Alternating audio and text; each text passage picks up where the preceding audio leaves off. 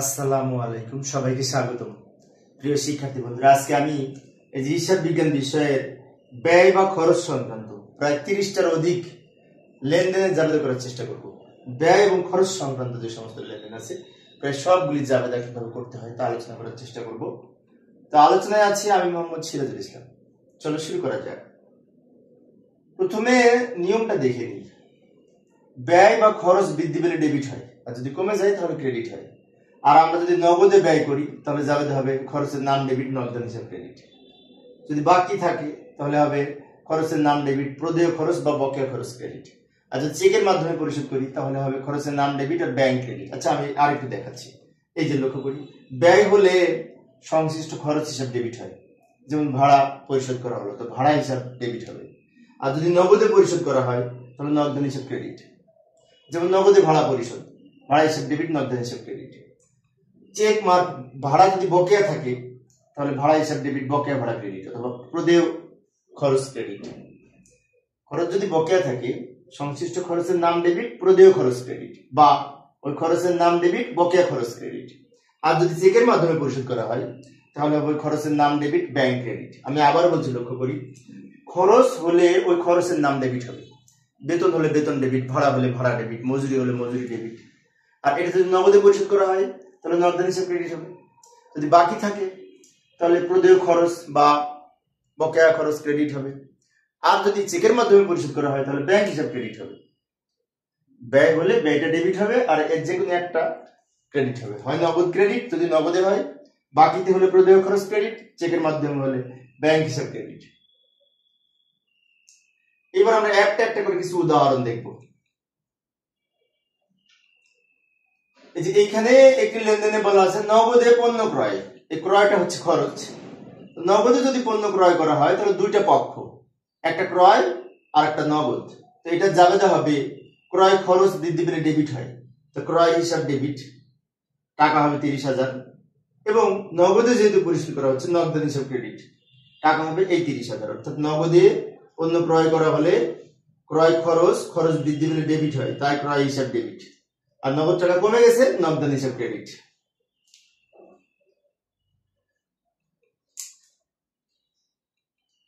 এখানে আরেকটা লেনদেনে বলা আছে নগদে বেতন পরিশোধ করা হলো 10,000 টাকা। এটা জাবেদা কি হবে, তাই না? নগদে বেতন পরিশোধ করা হলে দুইটা পক্ষ, একটা হচ্ছে বেতন আর একটা নগদ। তো বেতন খরচ বৃদ্ধি পেলে ডেবিট হয়, তাই বেতন খরচ হিসাব ডেবিট আর নগদান হিসাব ক্রেডিট। বেতন হিসাব ডেবিট, নগদান হিসাব ক্রেডিট, অথবা বেতন খরচ হিসাব ডেবিট, নগদান হিসাব ক্রেডিট হবে।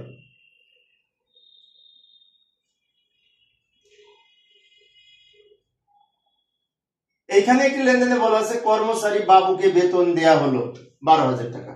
এইখানে কিন্তু বাবুকে বেতন দেওয়া হয়েছে, বাবুর নাম হবে না। কি হবে?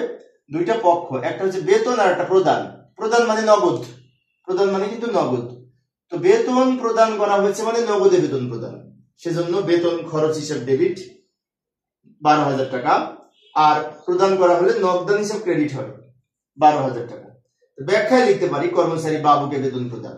তবে জাবেদা করার সময় এই জাবেদার দুইটা পক্ষে এই কর্মচারী বাবুর নাম আসবে না, কারণ এটি বেতন প্রদান করা হয়েছে। নাম থাকলেও বেতন হিসাব ডেবিট, নগদান হিসাব ক্রেডিট হবে।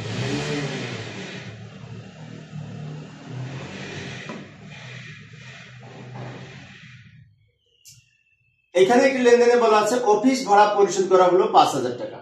তো এই লেনদেনে দুইটা পক্ষ, এটা জাবেদা কি হবে, তাই না?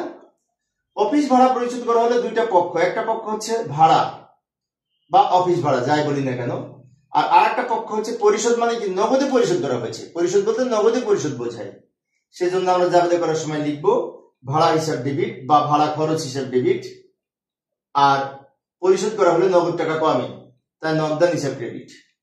অর্থাৎ নগদে ভাড়া পরিশোধ করা হয়েছে ধরে জাবেদা করব, কারণ পরিশোধ করা হলে নগদ টাকা কমে, নগদ টাকার সম্পদ কমে গেলে ক্রেডিট হবে।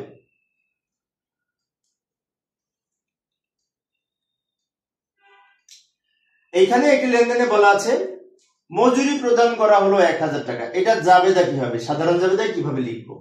তো এখানে দুইটা পক্ষ, একটা মজুরি একটা পক্ষ। তো মজুরি খরচ বৃদ্ধি পেলে ডেবিট হয়, আর যেহেতু প্রদান করা হয়েছে, প্রদান করা হলে নগদ টাকা কমে যায়, তাই নগদান হিসাব ক্রেডিট হবে, নগদান হিসাব ক্রেডিট হবে। অর্থাৎ মজুরি যদি প্রদান করা হয়, মজুরি হিসাব ডেবিট, নগদান হিসাব ক্রেডিট। মজুরি হিসাব ডেবিট, নগদান হিসাব ক্রেডিট হবে।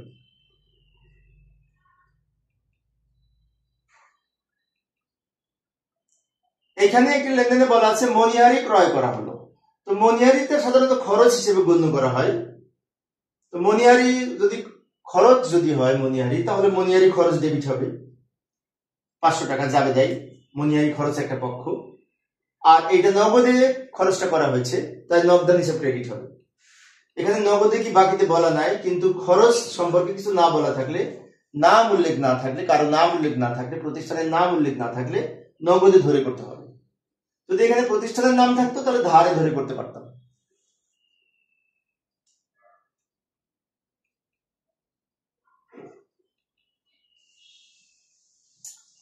এইখানে একটি লেনদেনে বলা আছে কাগজ, কালি ও কার্বন ক্রয় করা হলো। এটা জাবেদা কি হবে, তাই না? তো আমরা যে কাগজ, কলম, আলপিন এইগুলো সব এই মনিহারির মধ্যে অন্তর্ভুক্ত, তাই আমরা জাবেদা করব মনিহারি খরচ ডেবিট আর নগদান হিসাব ক্রেডিট। কাগজ, কলম, আলপিন, সুচ, সুতা এগুলি মনিহারি খরচের অন্তর্ভুক্ত, তাই মনিহারি খরচ ডেবিট, নগদান হিসাব ক্রেডিট হবে।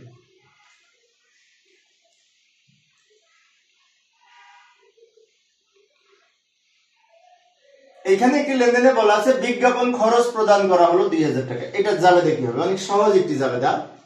এখানে দুইটা পক্ষ আছে, একটা হচ্ছে বিজ্ঞাপন আর একটা হচ্ছে প্রদান, মানে নগদে প্রদান করা হয়েছে। তাই আমরা জাবেদা করব বিজ্ঞাপন খরচ ডেবিট 2000 টাকা আর নগদান হিসাব ক্রেডিট এই 2000 টাকা। নগদে বিজ্ঞাপন খরচ পরিশোধ করা হলে বিজ্ঞাপন খরচ ডেবিট, নগদান হিসাব ক্রেডিট হবে। এখানে প্রদান করা হচ্ছে, তাই নগদ টাকা কমে যাচ্ছে।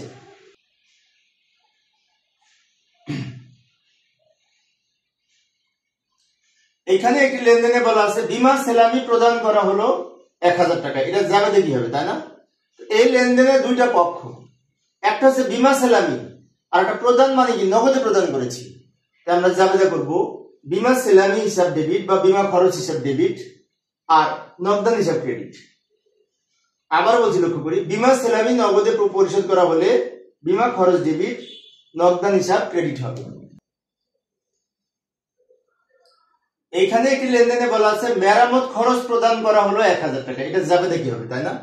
তো মেরামত খরচের সাধারণ জাবেদা হচ্ছে এখানে দুইটা পক্ষ, একটা মেরামত খরচ আর একটা প্রদান করা হলে নগদ টাকা কমে যায়, সেজন্য আমরা জাবেদা করব মেরামত খরচ ডেবিট 1000 টাকা এবং পরিশোধ করা হলে নগদ টাকা কমে, নগদান হিসাব ক্রেডিট 1000 টাকা। পরিশোধ করা হলে সাধারণত নগদে পরিশোধ করা হয়, সেজন্য নগদান হিসাব ক্রেডিট হবে। নগদ টাকা সম্পদ কমে গেলে ক্রেডিট হয়।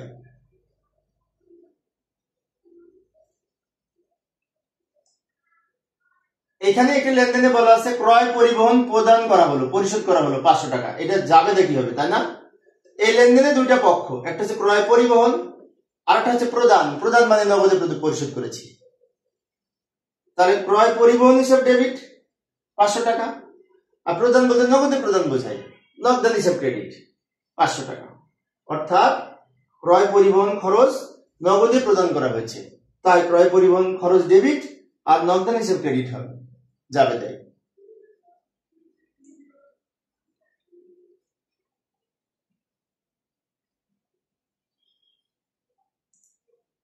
এখানে একটি লেনদেনে বলা আছে আন্তঃপরিবহন প্রদান করা হলো। আন্তঃপরিবহন হচ্ছে খরচ, আন্তঃপরিবহন আর ক্রয় পরিবহন কিন্তু এক।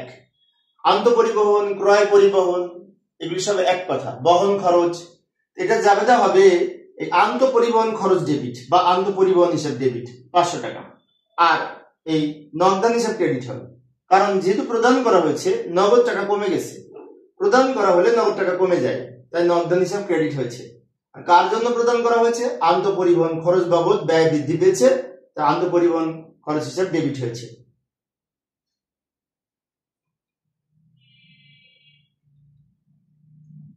এখানে একটি লেনদেনে বলা আছে বিক্রয় পরিবহন পরিশোধ করা হলো 1000 টাকা। এটা জাবেদা কি হবে, তাই না? তো বিক্রয় পরিবহন, আন্তঃপরিবহন এগুলো সব খরচের মধ্যে পড়ে, যদিও এটি পরিচালন ব্যয়। তো বিক্রয় পরিবহন যেহেতু খরচ, তাই খরচ বৃদ্ধি পেয়েছে, তাই বিক্রয় পরিবহন হিসাব ডেবিট হবে। বিক্রয় পরিবহনের আরেক নাম বহি পরিবহন। বিক্রয় পরিবহন খরচ ডেবিট আর যেহেতু পরিশোধ করা হয়েছে তো নগদ টাকা কমে গেছে, তাই নগদান হিসাব ক্রেডিট। অর্থাৎ বিক্রয় পরিবহন নগদে পরিশোধ করা হলে বিক্রয় পরিবহন হিসাব ডেবিট, আর নগদ টাকা কমে গেছে তাই নগদান হিসাব ক্রেডিট হবে।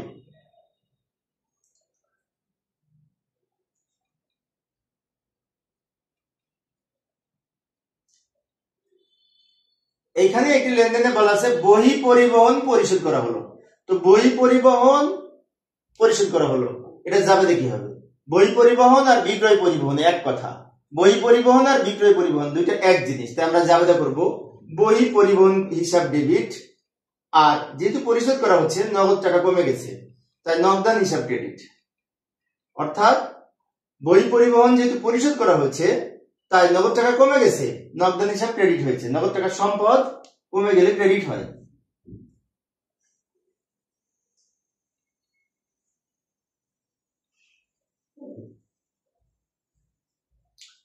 এইখানে একটি লেনদেনে বলা আছে টেলিফোন বিল পরিশোধ করা হলো, এটা যাবে কি হবে, তাই না?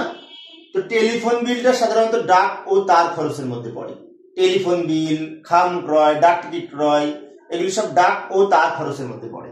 তাই আমরা এটার জন্য যাবে করব ডাক ও তার খরচ হিসাব ডেবিট, এবং যেহেতু পরিশোধ করা হয়েছে নগদ টাকা কমে গেছে তাই নগদান হিসাব ক্রেডিট।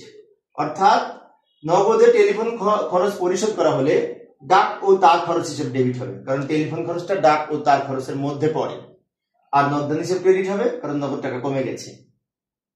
ডাক টিকিট ক্রয়, খাম ক্রয়, ইমেল খরচ, এগুলি সবই ডাক ও তারের মধ্যে পড়ে। Telephone bill. পরের লেনদেনটি লক্ষ্য করি, ইমেল, ফ্যাক্স, মোবাইল বিল বাবদ 1000 টাকা প্রদান করা হয়েছে, এটা যাবে কি হবে? Email, fax, mobile bill, telephone খরচ, এগুলি সব ডাক ও তার খরচের মধ্যে পড়ে। খাম ক্রয়, ডাক টিকিট ক্রয়, এগুলি সব ডাক ও তার খরচের মধ্যে পড়ে। এটার জন্য যাবে হবে ডাক ও তার খরচ হিসেব ডেবিট 1000 টাকা, এবং পরিশোধ করা হলে নগদ টাকা কমে যায় তাই নগদান হিসাব ক্রেডিট। অর্থাৎ ইমেল, ফ্যাক্স, মোবাইল, টেলিফোন খরচ ডাক ও তার খরচের মধ্যে পড়ে এগুলি।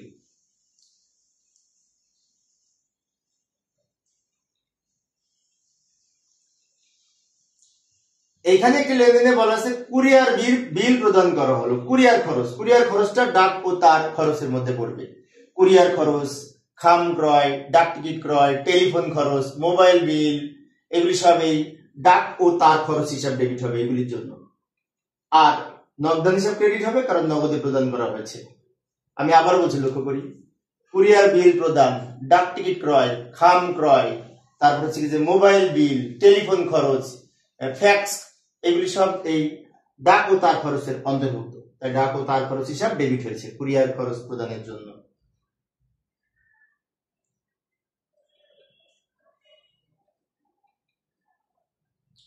এখানে একটি লেনদেনে বলা আছে ভূস্বামী জনাব আসলামকে ভাড়া প্রদান 10,000 টাকা, এটা যাবে কি হবে? এই লেনদেনটার অর্থ হচ্ছে এই ভূস্বামী জনাব আসলাম একজন বাড়ির মালিক, সেই বাড়ির মালিককে আমরা ভাড়া প্রদান করেছি। তাহলে এই লেনদেনটি কিন্তু মূলত আসল কথা হচ্ছে ভাড়া প্রদান করা হলো, এর নাম কোনো ফ্যাক্টর না, সেজন্য নামটা দেয়া হয়েছে যাতে শিক্ষার্থীরা কনফিউশনে পড়ে, সেই জন্য মূলত ভাড়া প্রদান করা হয়েছে। এটা নিয়ে যাবে করবো ভাড়া খরচ ডেবিট। আর এই যেহেতু প্রদান করা হয়েছে নগদ টাকা কমে গেছে তাই নগদান হিসাব ক্রেডিট। তবে ব্যাখ্যায় লিখতে পারি যে নগদে ভূস্বামীকে ভাড়া প্রদান করা হলো, অর্থাৎ বাড়ির মালিককে ভাড়া প্রদান করা হয়েছে। আমরা ভাড়া তো বাড়ির মালিককে দিই, তাই না? তো মূলত মালিক কোনো ফ্যাক্টর না, ফ্যাক্টর হচ্ছে ভাড়া প্রদান করা হয়েছে, এইটুকু নিয়ে যাবে করবো ভাড়া খরচ ডেবিট, নগদান হিসাব ক্রেডিট।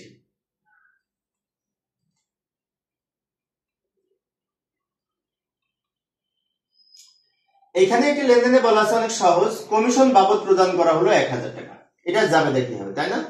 তো কমিশন প্রদান করা হলো দুইটা পক্ষ, একটা কমিশন আর একটা প্রদান, মানে কি নগদ টাকা কমে যাচ্ছে, তাই না? আর কমিশন ব্যয় বৃদ্ধি পেলে ডেবিট হয়, তাই কমিশন খরচ ডেবিট, টাকা হবে 1000, এবং নগদান হিসাব ক্রেডিট, নগদ টাকা কমে যাচ্ছে সেই জন্য। কমিশন নগদে প্রদান করা হয়েছে, এখানে নগদ উল্লেখ নাই কিন্তু প্রদান মানেই নগদ প্রদান বোঝায়, সেজন্য কমিশন খরচ ডেবিট, নগদান হিসাব ক্রেডিট হয়েছে।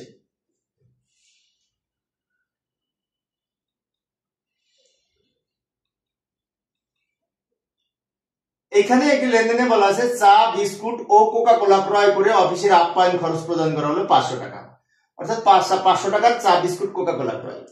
এই যে চা বিস্কুট কোকা কোলা এগুলি আপ্যায়ন খরচের মধ্যে পড়ে, তাই আমরা লিখবো আপ্যায়ন খরচ ডেবিট 500 টাকা, নগদান হিসাব ক্রেডিট।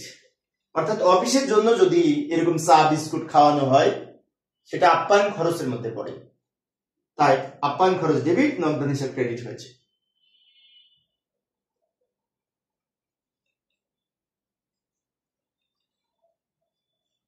পরের লেনদেনটি লক্ষ্য করি, নগদে অফিস সাপ্লাইজ ক্রয়।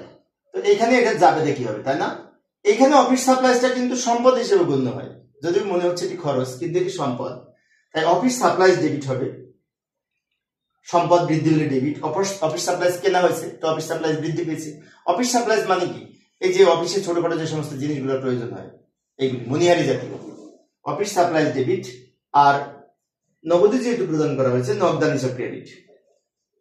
অফিস সাপ্লাইজ সম্পদ বৃদ্ধি পেয়েছে ডেবিট, নগদ টাকা কমে গেছে ক্রেডিট, নগদ টাকা কমে গেছে তাই নগদান হিসাব ক্রেডিট হয়েছে।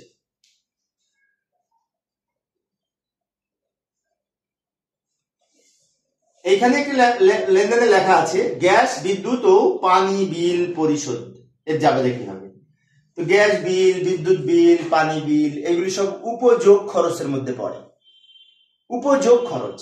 তো এইগুলার জন্য উপযোগ খরচ ডেবিট করব, আর পরিশোধ করা হলে নগদ টাকা কমে তাই নগদান হিসাব ক্রেডিট করব। আমি আবার বলছি, লক্ষ্য করি, গ্যাস বিদ্যুৎ পানি বিল এই জাতীয় যে সমস্ত বিল আছে এগুলি উপযোগ খরচের মধ্যে পড়ে, ইংরেজিতে বলে ইউটিলিটি এক্সপেন্স।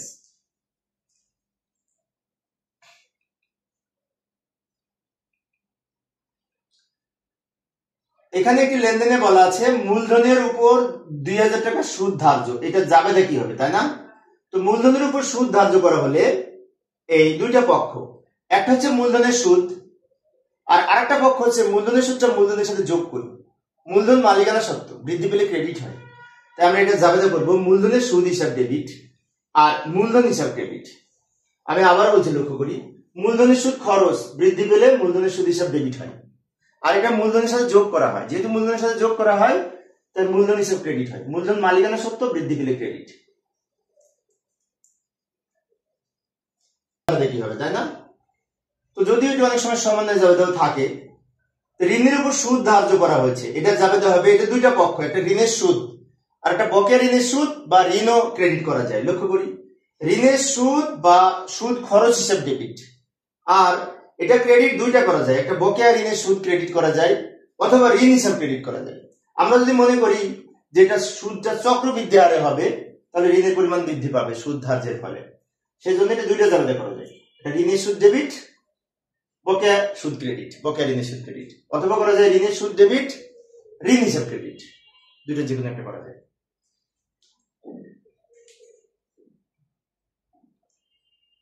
ঋণের সুদ বাবদ পরিশোধ, অর্থাৎ ঋণের সুদ নগদে পরিশোধ করেছি, এটা যাবে দেখতে হবে, তাই না? এই লেনদেনে দুইটা পক্ষ, একটা হচ্ছে ঋণের সুদ আর একটা পরিশোধ মানে নগদ, নগদের একটা পক্ষ আছে। তাই ঋণের সুদ খরচ বৃদ্ধি পেলে ডেবিট হয়, তাই আমরা লিখবো ঋণের সুদ হিসাব ডেবিট 1000 টাকা, আর পরিশোধ করা হলে নগদ টাকা কমে তাই নগদান হিসাব ক্রেডিট 1000 টাকা। ঋণের সুদ নগদে প্রদান করলে ঋণের সুদ ডেবিট, নগদান হিসাব ক্রেডিট হয়, অথবা সুদ খরচ হিসাব ডেবিট, নগদান হিসাব ক্রেডিট হবে।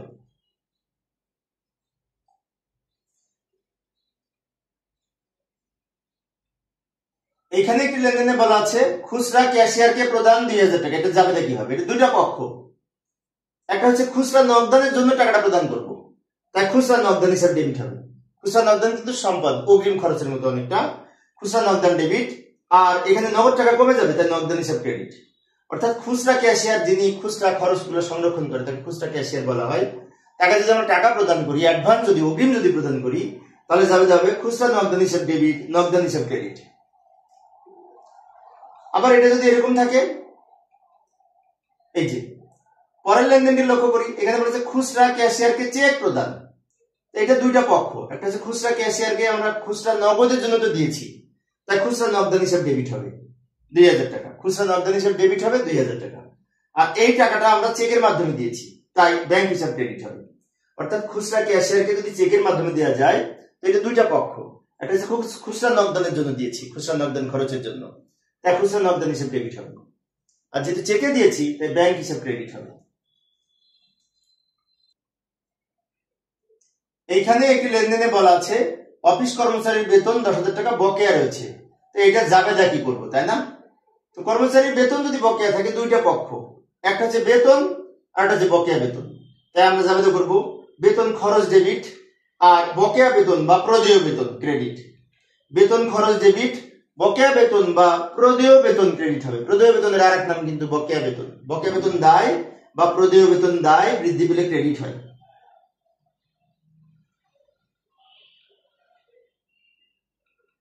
এখানে একটি লেনদেনে বলা আছে বীমা সেলামি অগ্রিম প্রদান করা হয়েছে। এখানে দুইটা পক্ষ, এটা হচ্ছে অগ্রিম বীমা, একটা নগদ টাকা, একটা অগ্রিম বীমা আর একটা নগদ টাকা। তো অগ্রিম বীমার সম্পদ বৃদ্ধি পেলে ডেবিট হয়, ব্যয় যদি অগ্রিম থাকে সেটি সম্পদ হয়, সেজন্য অগ্রিম বীমা হিসাব ডেবিট হবে। এখানে অগ্রিম বীমার সম্পদ বৃদ্ধি পেয়েছে, অগ্রিম বীমা ডেবিট, খরচ অগ্রিম থাকলে সেটি সম্পদ হয়। আর প্রদান যেহেতু করা হয়েছে, নগদ টাকা কমে গেছে, তাই নগদান হিসাব ক্রেডিট। অর্থাৎ অগ্রিম বীমা প্রদান করা হলো, এটার জন্য অগ্রিম বীমা হিসাব ডেবিট হবে আর নগদান হিসাব ক্রেডিট হবে, যেহেতু নগদে প্রদান করা হয়েছে।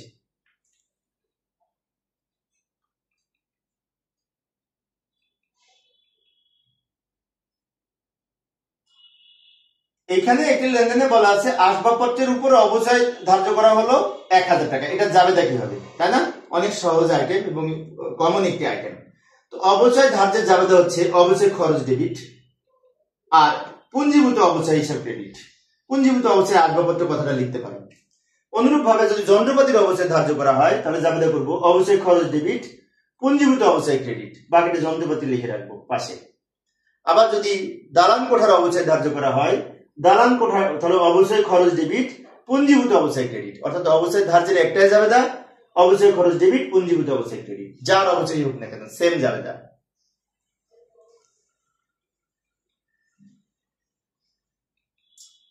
এইখানে একটি লেনদেনে বলা আছে সুনামের অবলোপন 20,000 টাকা, এটা জাবেদা কি হবে, তাই না? তো সুনাম হচ্ছে অদৃশ্য সম্পদ, অদৃশ্য সম্পদের অবচয়কে অবলোপন বলে। এটার জন্য জাবেদা করব অবলোপন খরচ ডেবিট আর এই সুনাম হিসাব ক্রেডিট। এখন যদি বলা হয় ইজারা সম্পত্তির অবলোপন করা হয়েছে তাহলে জাবেদা করব অবলোপন খরচ ডেবিট, ইজারা সম্পত্তি ক্রেডিট। যদি বলে ট্রেডমার্কের অবলোপন হলো তাহলে জাবেদা করব অবলোপন খরচ ডেবিট, ট্রেডমার্ক ক্রেডিট। যদি বলে প্যাটেন্ট বা কপিরাইটের অবচয় ধার্য করা হলো তাহলে জাবেদা করব অবলোপন খরচ ডেবিট আর ওই প্যাটেন্ট বা ট্রেডমার্ক ক্রেডিট। অর্থাৎ অবলোপন খরচটা ডেবিট হবে আর যার অবলোপন তার নাম ক্রেডিট হবে। তো প্রিয় শিক্ষার্থী বন্ধুরা, এই ছিল আজকে আমার এই খরচ সংক্রান্ত প্রায় 30 থেকে 31টি লেনদেনে আমি আলোচনা করার চেষ্টা করেছি। আশা করি এর মধ্যে তোমরা সমস্ত খরচ সংক্রান্ত লেনদেনে জাবেদা করতে পারবে ইনশাআল্লাহ। তো পরবর্তী ক্লাসে কি আলোচনা করবো একটু দেখে যাই। পরবর্তী ক্লাসে স্থায়ী সম্পদ ক্রয় সংক্রান্ত লেনদেনে জাবেদা করবো। স্থায়ী সম্পদ ক্রয় সংক্রান্ত লেনদেন থাকে, তাই না? আসবাবপত্র ক্রয়, দালান কোঠা ক্রয়, জমি ক্রয়, ইজারা সম্পত্তি অর্জন, সুনাম অর্জন, এই যে জাতীয় যে সমস্ত স্থায়ী সম্পদ ক্রয় আছে সেই সম্পর্কে কিছু লেনদেন আলোচনা করার চেষ্টা করব। আমি আলাদা আলাদা করে সেপারেট করে আলোচনা করি যাতে শিক্ষার্থীরা ভালো মতো বুঝতে পারে এবং তাদের উপকারে আসে। পরের ক্লাসটি দেখার আমন্ত্রণ রইল। খোদা হাফেজ।